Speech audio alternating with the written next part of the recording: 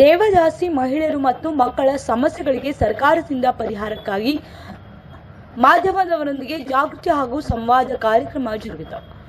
ವಿಜಯಪುರ ನಗರದ ಕರ್ನಾಟಕ ಕಾರ್ಯನಿರತ ಪತ್ರಕರ್ತರ ಸಂಘದ ಕಾರ್ಯಾಲಯದಲ್ಲಿ ಹಮ್ಮಿಕೊಂಡಿದ್ದ ಈ ಕಾರ್ಯಕ್ರಮವನ್ನು ಗಣ್ಯಮಾನ್ಯರು ಜ್ಯೋತಿ ಬೆಳಗಿಸುವುದರ ಮೂಲಕ ಕಾರ್ಯಕ್ರಮವನ್ನು ಉದ್ಘಾಟಿಸಿದರು.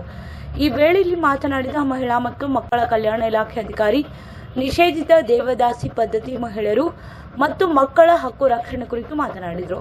ಈ ಸಂದರ್ಭದಲ್ಲಿ ಜಿಲ್ಲಾ ಕಾರ್ಯನಿರತ ಪತ್ರಕರ್ತರ ಸಂಘದ ಪ್ರಕಾಶ್ ಬೆಣ್ಣೂರ್, ಜಿಲ್ಲಾ ಕಾರ್ಯನಿರತ ಪತ್ರಕರ್ತರ ಸಂಘದ ಪ್ರಧಾನ ಕಾರ್ಯದರ್ಶಿ ಮೋಹನ್ ಕುಲಕರ್ಣಿ ಸೇರಿದಂತೆ ಹಲವು ಮಾಧ್ಯಮ ಮಿತ್ರರು ಹಾಗೂ ಅಧಿಕಾರಿಗಳು ಉಪಸ್ಥಿತರಿದ್ದರು.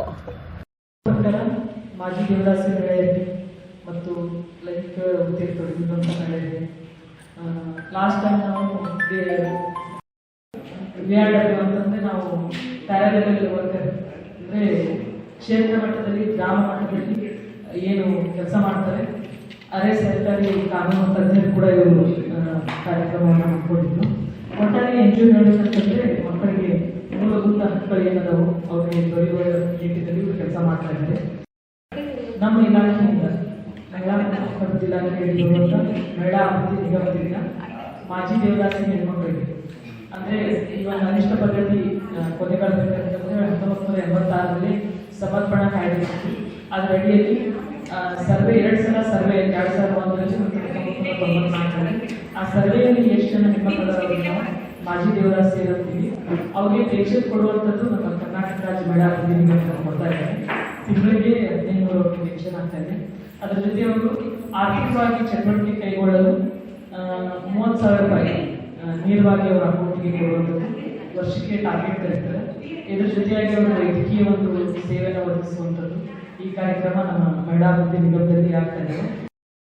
ವಿಮೆನ್ ಸೆಕ್ಸ್ ಪತ್ರಕರ್ತರು ಇರ್ತೀವಿ, ಅವರು ಕೂಡ ಮೂಲಭೂತ ಹಕ್ಕದ ಏನೋ ಸಮಾಜ ಅನಿಷ್ಟ ಪದ್ಧತಿ ಆಗಿರ್ಬೋದು ಅಥವಾ ಬಡತನದಿಂದ ಆಗಿರ್ಬೋದು ಈ ಒಂದು ಮೈ ಮಾರ್ಕೊಂಡು ಅವರು ಜೀವನ ಮಾಡುವಂಥ ಪರಿಸ್ಥಿತಿಯನ್ನು ಮನಗಂಡು ಅವ್ರ ಜೊತೆ ಕೆಲಸ ಮಾಡುವಂಥ ಏಕ್ ಜಾಗೃತಿ ಮಹಿಳಾ ಸಂಘದವ್ರ ಜೊತೆ ನಮ್ಮ ಜೊತೆಯಾಗಿ ಈ ಹೆಣ್ಮಕ್ಳು ಆ ವೃತ್ತಿಯನ್ನು ಕೈ ಹಿಡಿದು ಹೊರಗೆ ಬಂದು ಅವರು ಸ್ವೋದ್ಯೋಗ ಕೈಗೊಳ್ಳಲಿಕ್ಕೆ ಮಾನ್ಯ ಜಿಲ್ಲಾಧಿಕಾರಿಗಳ ಅಧ್ಯಕ್ಷತೆಯಲ್ಲಿ ಚೇತನ ಅಂತ ಒಂದು ನಮ್ಮಲ್ಲಿ ಸ್ಕೀಮ್ ಇದೆ. ಆ ಚೇತನ ಅಡಿಯವರಿಗೆ 30,000 ಸ್ವೋದ್ಯೋಗ ಕೈಗೊಳ್ಳಲಿಕ್ಕೆ ಪ್ರೋತ್ಸಾಹವನ್ನು ನಾವು ಕೊಡ್ತಾ ಇದ್ದೀವಿ. ಇದೇನು ರೀಪೇಮೆಂಟ್ ಅಲ್ಲ. ಅದೇ ರೀತಿ ಉದ್ಯೋಗಿನಿ ಅಂತ ಸ್ಪೆಷಲ್ ಯೋಜನೆ ಬ್ಯಾಂಕ್ನಿಂದ ಅವ್ರಿಗೆ 1 ರಿಂದ 3 ಲಕ್ಷದವರೆಗೆ ಸ್ವೋದ್ಯೋಗ ಕೈಗೊಳ್ಳಲಿಕ್ಕೆ ಸಾಲ ಕೊಡಿಸಿ ನಮ್ಮಲ್ಲಿ ಬ್ಯಾಂಕಿಂಗ್ ಸಬ್ಸಿಡಿ ಕೂಡ ನಮ್ಮ ಇಲಾಖೆಯಿಂದ ಕೊಡ್ತಾ ಇದ್ದೀವಿ. ಸಮಾಜದ ಏನು ಅನಿಷ್ಟ ಪದ್ಧತಿಗೆ ಒಳಗಾಗಿ ಮೂಢನಂಬಿಕೆಗೆ ಒಳಗಾಗಿ ಹಲವಾರು ವರ್ಷಗಳಿಂದ ಏನು ನಮ್ಮ ತಾಯಿಯರು ನರಳ್ತಾ ಇದ್ದಾರೆ, ಇದನ್ನ ಬಿಟ್ಟು ಅವ್ರ ಮಕ್ಕಳು ಈ ಒಂದು ಪದ್ಧತಿಗೆ ಒಳಗಾಗಬಾರದು ಅನ್ನುವಂತಹದ್ದು ನಮ್ಮ ಮಹಿಳಾ ಮತ್ತು ಮಕ್ಕಳ ಇಲಾಖೆಯ ಅಭಿಲಾಷೆ ಮತ್ತು ಏನು ಗುಡ್ ಕಾರ್ಯಕ್ರಮ ಇದೆ. ಸುಮಾರು ಕಾರ್ಯಕ್ರಮಗಳನ್ನು ನಾನು ಇವತ್ತು ಭಾಗವಹಿಸಿದ್ದೀನಿ. ಬೇರೆ ಬೇರೆ ಪ್ರತಿ ಸಲ ಬೇರೆ ಬೇರೆಯವರಿಗೂ ಅವೇರ್ನೆಸ್ ಕೊಡ್ತಾ ಇದ್ದಾರೆ. ಇದರಲ್ಲಿ ಮಾಧ್ಯಮದ ಪಾತ್ರ ಕೂಡ ಬಹಳ ಅದ. ಅದಕ್ಕೆ ದಯವಿಟ್ಟು ಎಲ್ಲರೂ ಇದಕ್ಕೆ ಈ ಒಂದು ಪದ್ಧತಿಯಿಂದ ಹೊರಬಂದು ಈ ಮಕ್ಕಳು ಕೂಡ ನಮ್ಮಗಾಗಿ ಗೌರವವಾಗಿ ಜೀವನ ಮಾಡಬೇಕು. ಇವರು ಯಜಮಾನರು ಏನು ಕೆಲಸ ಮಾಡ್ತಾ ಇದ್ದಾರೆ ಇದಕ್ಕೆ ಪೂರಕವಾಗಿ ನಾವು ಕೂಡ ಅವ್ರ ಜೊತೆಯಾಗಿರ್ತೀವಿ ಅಂತ ಹೇಳಿ ನನಗೆ ಇಲ್ಲಿ ಬಂದು ಮಾತನಾಡುವ ಪ್ರತಿಯೊಂದು ಕ್ಷೇತ್ರದಲ್ಲಿ ನಾವು ಬಹಳಷ್ಟು ಸವಾಲುಗಳನ್ನು ಎದುರಿಸಿದ್ದೀವಿ. ಜೊತೆಗೆ ನಮ್ಮ ಕಾರ್ಯಕ್ರಮದಲ್ಲಿ 28 ವಿಜಯಪುರ ಜಿಲ್ಲೆ 28 ಹಳ್ಳಿಗಳಲ್ಲಿ ಗುಡ್ ಯೋಜನೆ ಕೆಲಸ ಮಾಡ್ತಾ ಇದೆ. 28 ಹಳ್ಳಿಗಳಿಂದ 1241 ಕಿಶೋರಿಯರು ಮತ್ತು 105 ಕಿಶೋರರು ಈ ನಮ್ಮ ಕಾರ್ಯಕ್ರಮದ ಫಲಾನುಭವಿ ಮಕ್ಕಳಾಗಿದ್ದಾರೆ. ಇದರಲ್ಲಿ ಬಹಳಷ್ಟು ಮಕ್ಕಳು ದೇವದಾಸಿ ಮತ್ತು ದೇವದಾಸಿಯರ ಮಕ್ಕಳಾಗಿದ್ದಾರೆ ಮತ್ತು ಅವ್ರ ಕುಟುಂಬದ ಮಕ್ಕಳು, ಅಜ್ಜಿ ಮೊಮ್ಮಕ್ಕಳು, ತಮ್ಮನ ಮಕ್ಕಳು, ಈ ಥರ ಮಕ್ಕಳಿದ್ದಾರೆ. ಮುಖ್ಯ ಉದ್ದೇಶ ಅಂದರೆ ಕಾರ್ಯಕ್ರಮದಲ್ಲಿ ಮುಖ್ಯ ಉದ್ದೇಶ ಏನು ಅಂದರೆ ಮಕ್ಕಳು ಯಾವುದೇ ರೀತಿಯಾಗಿ ಶೋಷಣೆಗೆ ಒಳಗಾಗಬಾರ್ದು ಮತ್ತು ಶಾಲೆಯಿಂದ ಹೊರಗುಳಿಬಾರ್ದು. ಅವರಿಗೆ ಶಾಲೆಯಿಂದ ಹೊರಗುಳಿಲಿಕ್ಕೆ ಏನಾದರೂ ಆರ್ಥಿಕವಾಗಿ ತೊಂದರೆ ಆಗಿದ್ದರೆ ಅವರಿಗೆ ಅದಕ್ಕೆ ಸರ್ಕಾರ ಕೊಡಬೇಕು. ಮತ್ತು ಸಮುದಾಯಗಳನ್ನು ನಾವು ಬಲಪಡಿಸಬೇಕು. ಸಮುದಾಯಗಳಿಗೆ ಅವೇರ್ನೆಸ್ ಆಗಿರಬೇಕು. ಸಮುದಾಯಗಳಲ್ಲಿ ಅವರಿಗೆ ಆ ಕೀಳರಿಮೆಯಿಂದ ಹೊರಗೆ ತರ್ತಕ್ಕಂಥ ಕೆಲಸವನ್ನು ನಾವು ಮಾಡಬೇಕು ಅನ್ನೋದು. ಹಳ್ಳಿಗೆ ಹೋಗಿ ಅವರ ಕುಟುಂಬಗಳಿಗೆ ಮಾತಾಡೋದ್ರಿಂದ ಮಾತ್ರ ಸಾಧ್ಯ ಇಲ್ಲ ಅಂತ ಅರ್ಥ ಮಾಡಿಕೊಂಡು ಯಾವ ರೀತಿ ನಾವು ಪ್ರಪೋಸಲ್ ಏನಿತ್ತು ಅಂತಂದರೆ ನಾವು ಕಾರ್ಯಕ್ರಮವನ್ನು 5 ಭಾಗಿದಾರರೊಂದಿಗೆ ನಾವು ಕಾರ್ಯಕ್ರಮವನ್ನು ನಡೆಸಬೇಕು ಅಂತ ನಾವು ಇದರಲ್ಲಿ ಹೇಳಿರೋದು. 5 ಭಾಗಿದಾರರಲ್ಲಿ ಮೊದಲನೇದಾಗಿ ಮಕ್ಕಳು ನಾವು ಯಾವುದು ಆ ಕುಟುಂಬದ ಮಕ್ಕಳು ಮಾಜಿ ದೇವದಾಸಿ ಕುಟುಂಬದ ಮಕ್ಕಳು ಅಂತ ಕರಿತೀವೋ ಅವರು ಮೊದಲನೇ ಭಾಗಿದಾರರಾಗಿದ್ದರು. ಎರಡನೆಯದು ಸಮುದಾಯ ಮತ್ತು ಕುಟುಂಬಗಳಾಗಿದ್ದವು ಆ ಸಮುದಾಯಗಳು. ನಂತರ ಬರುವುದು ಸರ್ಕಾರ. ಯಾಕೆ ಸರ್ಕಾರನ ನಾವು ಈ ಕಾರ್ಯಕ್ರಮಕ್ಕೆ ನಾವು ಭಾಗಿದಾರರಾಗಿ ತಗೊಂಡಿವಿ ಅಂತಂದ್ರೆ ಮೇಡಮ್ ಹೇಳಿದಾಗೆ ಫೈನಲ್ ಇರೋದು ಸರ್ಕಾರ. ಯಾವುದೇ ಒಂದು ಕಾರ್ಯಕ್ರಮ, ಯಾವುದೇ ಒಂದು NGO ಕೂಡ ಕೆಲವೊಂದು ಲಿಮಿಟೇಷನ್ ಅಲ್ಲಿ ಕೆಲಸ ಮಾಡಲಿಕ್ಕೆ ಸಾಧ್ಯ. ನಾವು ಅವ್ರ ಸ್ಟೇಜ್ಗೆ ಅವರಿಗೆ ಮನಗಂಡಂತೆ ಮಾಡಿ ಈ ಮಕ್ಕಳ ಪರಿಸ್ಥಿತಿಗಳನ್ನು ಅವರು ಗಮನಕ್ಕೆ ತರುವುದು, ಜೊತೆಗೆ ಯಾವ ವಾಸ್ತವ ಸ್ಥಿತಿಯನ್ನ ಯಾವ ಮಕ್ಕಳಿಗೆ ಅವಶ್ಯಕತೆ ಇದೆ ಅನ್ನೋದನ್ನ ಅವರಿಗೆ ಮುಟ್ಟಿಸುವಂತ ಕೆಲಸವನ್ನು ಮಾಡೋದಕ್ಕೋಸ್ಕರ ಸರ್ಕಾರವನ್ನು ಕೂಡ ನಮ್ಮ ಭಾಗಿದಾರರು ಅಂತ ನಾವು ಪರಿಗಣನೆ ಮಾಡಿದ್ದೀವಿ. ಜೊತೆಗೆ ಮತ್ತೆ ನಾಗರಿಕ ಸಮಾಜ ಸಂಸ್ಥೆಗಳನ್ನು ಕೂಡ ನಾವು ಈ ಕಾರ್ಯಕ್ರಮಕ್ಕೆ ಭಾಗಿದಾರರು ಅಂತ, ಪೊಲೀಸ್ ಇಲಾಖೆ ಕೂಡ ಆಗಿರ್ಬೋದು, ಈ ಎಲ್ಲ ಇಲಾಖೆಗಳ ಒಟ್ಟಿಗೆ ನಾವು ಕೆಲಸವನ್ನು ಮಾಡ್ತಾ ಇದ್ದೇವೆ. ವಿವಿಧ ಇಲಾಖೆಗಳು, ಮಕ್ಕಳಿಗೆ ಸಂಬಂಧಿಸಿದಂತಹ ವಿವಿಧ ಇಲಾಖೆಗಳು, ಶಿಕ್ಷಣ ಇಲಾಖೆ, ಮಹಿಳಾ ಮತ್ತು ಮಕ್ಕಳ ಅಭಿವೃದ್ಧಿ ಇಲಾಖೆ, ಸಮಾಜ ಕಲ್ಯಾಣ ಇಲಾಖೆ, ಮತ್ತೆ CWC, DCPU, ಹಲವಾರು SAPU, ಹಲವಾರು ಇಲಾಖೆಗಳೊಂದಿಗೆ ನಾವು ಸರ್ಕಾರದೊಂದಿಗೆ ಕೆಲಸವನ್ನು ಪ್ರಾರಂಭ ಮಾಡಿದ್ದೀವಿ.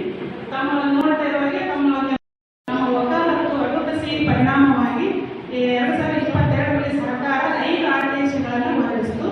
ಅದರಲ್ಲಿ ಯಾವುದೇ ದೇವದಾಸಿ ಮಕ್ಕಳಿಗೆ ತಂದೆ ಹೆಸರು ಕಡ್ಡಾಯ ಅಂತ ಮಾಡಿದ್ದೀವಿ. ಎರಡನೇದಾಗಿ ದೇವದಾಸಿ ಮಕ್ಕಳಿಗೆ ಶಿಕ್ಷಣದಲ್ಲಿ ಅವರಿಗೆ ಅನುಕೂಲವಿರುವ ಮೀಸಲಾತಿಗಳು ಸಿಗಬೇಕು, ಉದ್ಯೋಗದಲ್ಲಿ ಮೀಸಲಾತಿಗಳು ಸಿಗಬೇಕು, ಅವರಿಗೆ ಮತ್ತೆ ವಸತಿ ನಿಲಯಗಳಲ್ಲೂ ಕೂಡ ಅವರಿಗೆ ಅವಕಾಶ ಹೆಚ್ಚಿನ ರೀತಿಯಲ್ಲಿ ಸಿಗಬೇಕು ಅನ್ನೋದು ಆ ಆದೇಶಗಳಾಗಿತ್ತು. ಆದೇಶಗಳೇ ಅದನ್ನ ಕಾಯ್ದೆಗಳಾಗಿ ಬರಲಿ ಅಂತ ನಾವು ತಮ್ಮೆಲ್ಲರೊಟ್ಟಿಗೆ ನಾವು ಸರ್ಕಾರವನ್ನು ಕೋರ್ತಾ ಇದ್ದೇವೆ. ಇದು ಗೂಡು ಯೋಜನೆಯ ಉದ್ದೇಶ ಆಗಿತ್ತು. ಸಂಕ್ಷಿಪ್ತವಾಗಿ ನಾನು ಪರೀಕ್ಷೆಗಳು ಮಾಡೋದ್ರಿಂದ ಮಕ್ಕಳಿಗೆ ಅದರಿಂದ ಆ ವಿಷಯದ ಬಗ್ಗೆ ಮಾಹಿತಿಯನ್ನು ನಮಗೆ ತುಂಬ ಚೆನ್ನಾಗಿ ತಿಳಿಸಿಕೊಟ್ಟಿದ್ದಾರೆ. ಮತ್ತು CWC ಮತ್ತು JJ ಆ್ಯಕ್ಟ್ ಇನ್ನು ತುಂಬ ವಿಷಯದ ಬಗ್ಗೆ ನಮಗೆ ಈ ಯೋಜನೆಯಿಂದ ತಿಳಿಸಿಕೊಟ್ಟಿದ್ದಾರೆ. ಮತ್ತು ಈ ಯೋಜನೆಯಿಂದ ಮಕ್ಕಳಿಗೆ ಕೆಲವೊಂದು ನಮ್ಮ ಹಳ್ಳಿಗಳಿಗೆ ಕೆಲವೊಂದು ಹುಡುಗಿಯರಿಗೆ ಕಲಿಯಲಿಕ್ಕೆ ಆಸಕ್ತಿ ಇದ್ರೂ ಅವ್ರ ಮನೆಯವರು ಕಲಿಯಲಿಕ್ಕೆ ಅವ್ರಿಗೆ ಮುಂದಾಗ್ತಿದ್ದಿಲ್ಲ. ಆದರೆ ಈ ಯೋಜನೆ ಬಂದಾಗಿಂದ ಈ ಯೋಜನೆ ಮೇಡಮ್ ಮತ್ತು ಕೆಲವೊಂದು ಅತಿಥಿಗಳು ಬಂದು ನಮ್ಮ ಊರಿಗೆ ಬಂದು ಫಂಕ್ಷನ್ಗಳನ್ನು ಮಾಡ್ತಿದ್ರು. ಅವಾಗ ತಂದೆ ತಾಯಿಗಳ ಮಕ್ಕಳು ಕಳಿಸ್ಲಿಕ್ಕೆ ರೆಡಿ ಆಗ್ತಿದ್ದಿಲ್ಲ, ಒಬ್ಬೊಬ್ಬರಿಗೆ ಕಳಿಸೋದು. ಫೌಂಡೇಶನ್ ಗುಡ್ ಯೋಜನೆ ಮತ್ತು ಡೈರಿ ಹೌಸ್ ಡೆವಲಪ್ಮೆಂಟ್ ಪರವಾಗಿ ಅವರಿಗೆ ಹೃತ್ಪೂರ್ವಕವಾದಂತಹ ಸ್ವಾಗತವನ್ನು ಕೊಡ್ತೇನೆ. ಧನ್ಯವಾದಗಳು.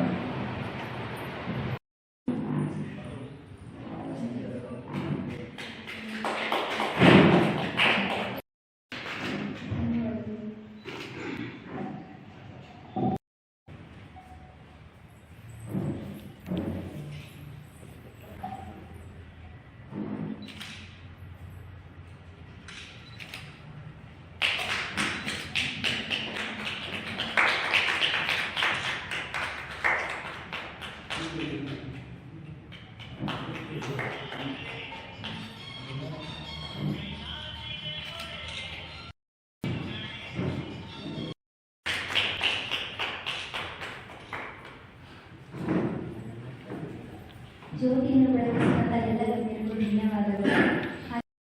ಜಗನ್ನಾಥ್ ಇಂಡಿಯಾ ಫೌಂಡೇಶನ್ ಒಂದು ಕಾರ್ಯಕ್ರಮವನ್ನು ಆಯೋಜನೆ ಮಾಡಿತ್ತು. ಅದರಲ್ಲಿ ಕೆಲವು ಬೇಡಿಕೆಗಳು ಬಂದವು, ಎಲ್ಲ ಸಂಸ್ಥೆಗಳಿಂದ ಕೆಲವು ಬೇಡಿಕೆಗಳನ್ನು ಅವರು ಹೇಳಿದ್ರು. ಏನೇನು ಇರಬೇಕಂತ ಒಂದು ಸ್ವಲ್ಪ ನಾವು PPT ಮೂಲಕ. The revolutionary L&T technology eliminates the need for AdBlue, maximizing earnings per ride. Sathi carries more in each ride with its 24% bigger loading area and segment-leading 1,120 kg payload.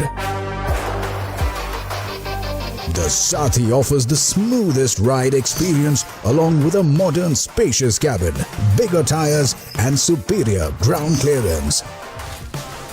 With its superior mileage and industry-first 5-year 2 lakh kilometer warranty, the Sathi elevates the ownership experience. Shattering the perils of the older generations, it is time to show real strength and lead from the front. Ashok Leyland Sathi, Mera Hathi.